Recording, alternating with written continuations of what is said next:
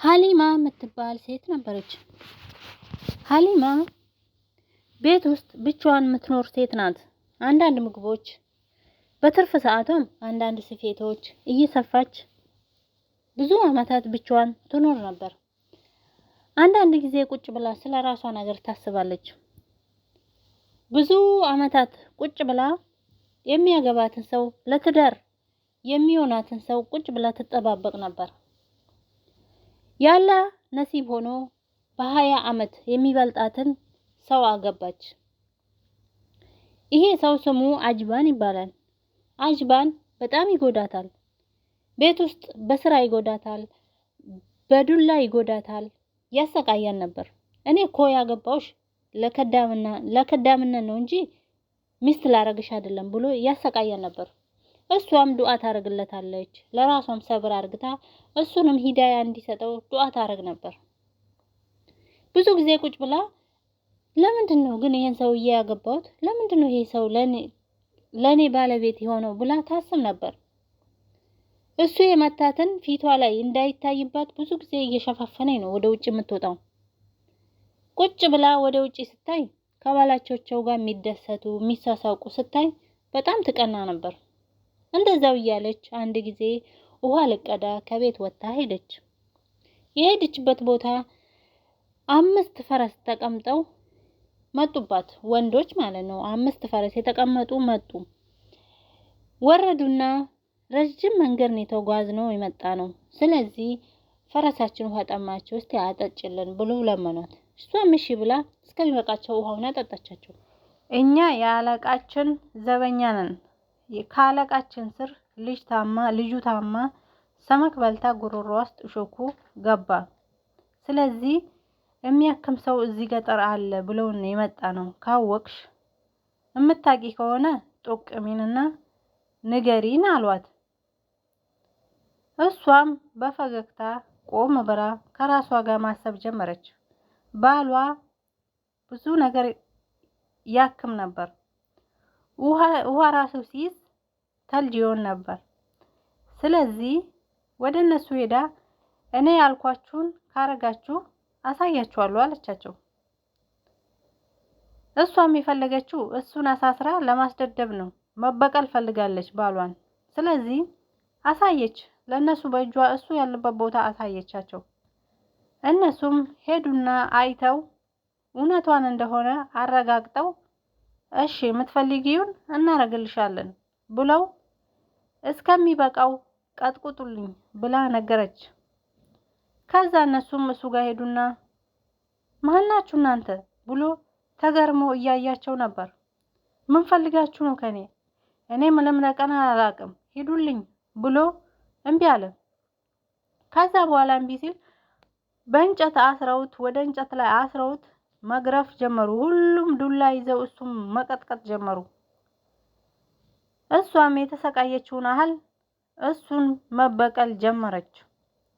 እኔ የተጎዳሁትን ያህል ምን ያህል እንዳሰቃየኸኝ ምን ያህል እንደሚያም ብላ እያለቀሰች እሱም ተውኝ በቃ አትቀጥቁጡኝ፣ የምትፈልጉትን እኔ አረግላችኋለሁ፣ በስ እንዳቀጠቅጡኝ ልቀቁኝ፣ የምትፈልጉትን አረግላችኋለሁ አላቸው። እነሱም እንደዛው ተቀጥቅጦ እያመመው ፈረስ ላይ አርግተውት እየጋለቡ ይዘውት ሄዱ። ጎትተው አለቃቸው ጋር ይዘውት ሄዱ። አለቃዬ እኔ ምንም ማቀው ነገር የለም፣ እኔ ምንም አላቅም፣ ስለዚህ ልቀቁኝ ልሂድ ብሎ እምቢ አለ። አሁንም አለቃው ያዙና ቀጥቅጡት ብሎ የራሱን ዘበኞች አዘዘበት። ሁሉም ይዘውት መሬት ላይ የጎቱት ቀጠቀጡት። ይዘውት ልጅ ጋር ያስገቡት። ያለቃቸው ልጅ ጋር ያስገቡተው መቆም አቅተውት እግሩ ላይ እየዘለለ ሲል ልጅቷ በሳቅ እንጨቱ ሰመኩ ማለት ነው የእንጨት ሰመኩ ይሄ ሾኩ የገባበት ወጣላት። ሰውየውም በጣም ደስ ብሎት ያከመ መስሎት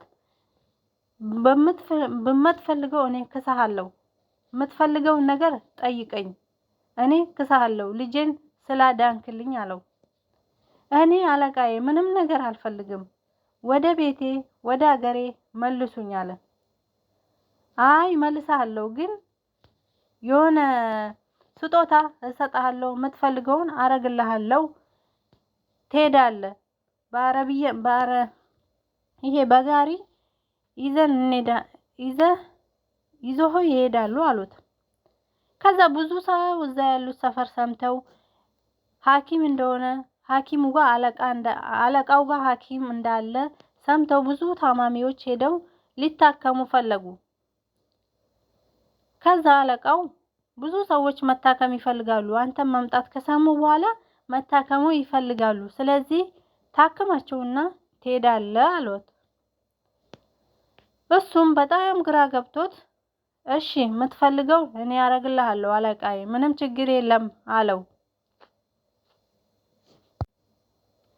ከዛ በኋላ እሱም ወደ መስኮት እያየ መፍራት ጀመረ።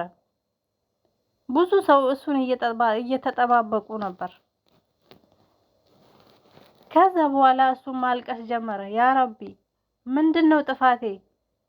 ለምንድነው የምሰቃየው ብሎ ማሰብ ጀመረ። ከዛ በኋላ ብሎ ሚስቱን ያሰቃያትን ሚስቱ ትዝ አለው። በቃ አላህ በሷ ሰበብ እየቀጣኝ ነው፣ እኔ እሷ ላይ ያሳለፍኩትን ነገር እኔን እየቀጣኝ ነው ብሎ ማሰብ ጀመረ። ከዛ በኋላ ዱዓ ማድረግ ጀመረ። እኔ ግዴታ አላህን ይቅርታ መጠየቅ አለብኝ፣ ባለቤቴም በጣም ጎድቻታለሁ፣ ያ ረቢ ብሎ እጁን አንስቶ ያጠፋሁትን ይቅርታ አድርግልኝ፣ ሚስቴን በጣም ጎድቻታለሁ፣ አሰቃይቻታለሁ፣ አሁን ግን የሷን ስቃይ እኔ ላይ እየመለስክልኝ ነው፣ እኔ ጉልበት የለኝም፣ ይቅር በለኝ ብሎ ለመነ። እየለመነ ያለ ወፊቷ የሆነ እንጨት ዛፍ ይዛ መጣች። ወፊቷም ይሄ ነገር መድኃኒት ነው፣ ይሄ መድኃኒት ያዝና እዚህ ያሉት በሙሉ በሽተኞች ይድናሉ፣ ውሃ አፍላና አንተክትክና እሳት አያይዝና ውሃውን አንተክትክና ውሃ ውስጥ ጨምር። ከዛ በኋላ ውሃውን እያንዳንዱ ሁሉንም ቅዳላቸውና ይድናሉ። ከዛ ለሚስትህም ይዘህድና ሚስትህ ትድናለች፣ እሷም የተሰቃየችውን ትድናለች አለች ወፊቷ። ከዛ አለቃው ጋር ሄዶ አለቃውን ውሃ ማፍላት ፈልጋለሁ፣ ውሃ የቱ ጋር ላያይዝ ብሎ ጠየቀው። እኔ እነግርሃለሁ ብሎ ውሃውን አያይዘው ውሃውን ማንተክተክ ጀመረ። ውሃው በደንብ ከፈላ በኋላ እንጨቱን ይዞ ውሃ ውስጥ ጨምሮ በደንብ አንተክትኮ ከዛ ሳህን ይዞ መጥቶ ሁሉ ለታማሚዎች በሙሉ እየቀዳ መስጠት ጀመረ። ትንሽ የቀረውን ለሚስቱ ይዞ ሊሄድ በቀሩራ ነገር አረገላት። ከዛ ሁሉም ታማሚዎች ድነው በጣም አመሰገኑት፣ በጣም ደስ አላቸው። አለቃው ጋር ሄዶ አለቃዬ እኔ አሁን ወደ ሀገሬ ልመለስ፣ ወደ ሚስቴ ልመለስ፣ ሚስቴም ብቻዋን ያለችው ብሎ ጠየቀው። እሺ ብለው አለቃውም የሚያስፈልግህን ነገር አረጌልህ፣ የሆነ ስጦታም ሰጥቼ ትሄዳለህ አለው። ጋሪውን አዘጋጅተው ስጦታም ብዙ ልብሶች፣ አልማዞች፣ ወርቆች ጭኖለት መንገዱን ቀጠለ። ሚስቱን ማሰብ ጀመረ። መንገድ እየሄደ ሚስቱ ከሩቅ አይቶ እየዘፈነች እህል እየፈጨች አያት፣ ተመለከታት። እሷም በሀሳብ የት አለ አጅባን፣ የት ጠፋ፣ ብዙ ወራት ሆነ እኮ እያለች ታወራለች። ከዛ ቆም ብሎ እሷ ጋር አለቀሰ። ጥሩ ሚስት ሰጥቶኝ ነበር፣ ሁሉ ነገር የተሟላች ሚስት ሰጥቶኝ እኔ መያዝ አቃተኝ ብሎ ያለቅስ ነበር። እሷም እሱን ስታየው ሄዳ ተጠመጠመችበት። እውነት ባሌ ነው እንዴ ብላ ተገረመች። እሷ ራሱ ተገረመች። ከዛ በኋላ ሚስቴ አንቺ ከዛሬ በኋላ ሚስቴ ነሽ ብሎ ብዙ እቃ ይዤልሽ መጥቻለሁ፣ ብዙ ስጦታ ይዤልሽ መጥቻለሁ። ይሄም ደግሞ መድኃኒት ነው። ይሄን ከጠጣሽ ወደ ወጣትነት ቆንጆ ትሆኛለሽ አላት። ጠጣች። ከዛ በኋላ ምግብ ልትሰራ ወደ ኩሽና ገባች። ብዙ ነገር አዘጋጀች። ባሌ ና ብዙ ምግብ አዘጋጀሁልህ ናና ብላ አለችው። እሱም ተመለከታትና ደነገጠ። እንዴ ሚስቴ ናት ወይስ እቺ ከኑረል አይን ከሰማይ የወረደች ናት ብሎ ተመለከታት።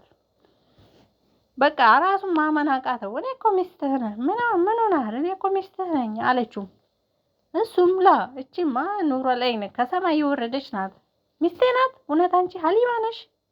እሷም ራሷን እያየች ማድነቅ ጀመረች። ከዛ በኋላ በደስታ ምግባቸውን አቅርበው እየበሉ እሷም ተገርማ ደስ ብሏት እሱም በጣም ደስ ብለው እኔ ራሴ ማመን አልቻልኩም እያለ እየገረመው ከሷ ጋር እየተሳሳቀ ምግብ እየበሉ እና ድሮ በጣም አሰቃይቼሻለሁ፣ የድሮ ትዕግስትሽ ነው ዛሬ እዚህ ቦታ ያበቃሽ፣ ለዚህ ያበቃሽ፣ አላህም ለዚህ ያሳመረሽ ያንቺ ሰብር ነው ብሎ ነገራት።